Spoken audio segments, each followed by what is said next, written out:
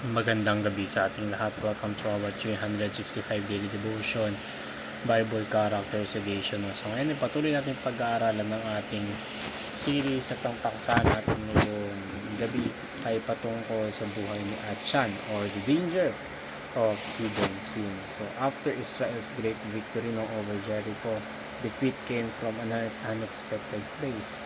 The small city of Ai struck fearing the nation because Israel fled before them. So according to the book of Joshua chapter 7 verse 4 to 5, the issue was not military weakness but spiritual compromise.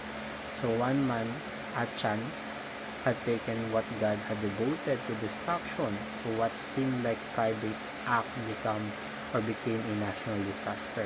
So God had clearly commanded through Joshua that no one should take the devoted things from Jericho. Yet Achan saw a beautiful robe from Shinar, silver and gold. So he coveted them, took them, and hid them in his tent. So when confronted, he confessed the progression of his sin in Joshua chapter 7 verse 21.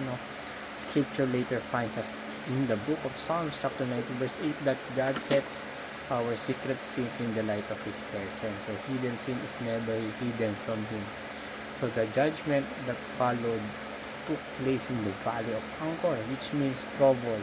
However, generations later, book of Hosea chapter 2 verse 15 calls that the same valley of door of hope. So this prophetic reversal points to Jesus Christ who bore judgment so that confessed sinners could receive mercy. So as first episode of John chapter 1 verse 9 promises, if we confess our sins, He is faithful and just to forgive us and to cleanse us from all unrighteousness. So sabi nga sa Joshua chapter 7 verse 11 to 12, Israel has sinned. They have violated my covenant which I commanded them to keep. So they have been taken some of the devoted things they have stolen. They have lied. They have put them with their own possessions. So that is why Israelis cannot stand against their enemies. I will not be with you anymore unless you destroy whether among you is devoted to destruction.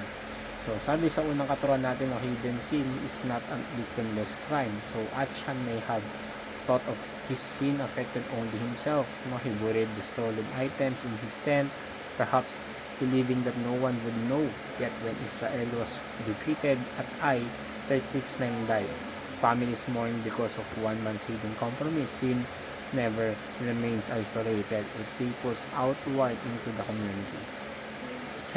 God declared, Israel has sinned. So the covenant community bore the consequences of individual disobedience. So this reveals the seriousness of covenant life.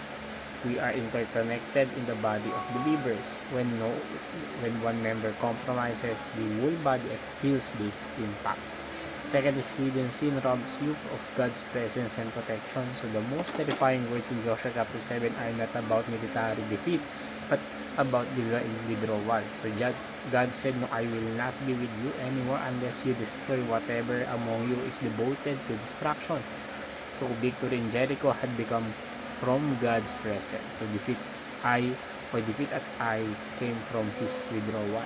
So the sin creates barriers to fellowship. It does not remove God's sovereignty, but it disrupts relational intimacy.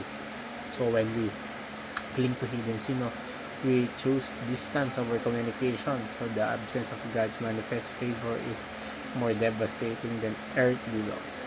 And lastly, hidden sin thrives in the dark, but is exposed in the light. So Achan did not hid the items under his tent.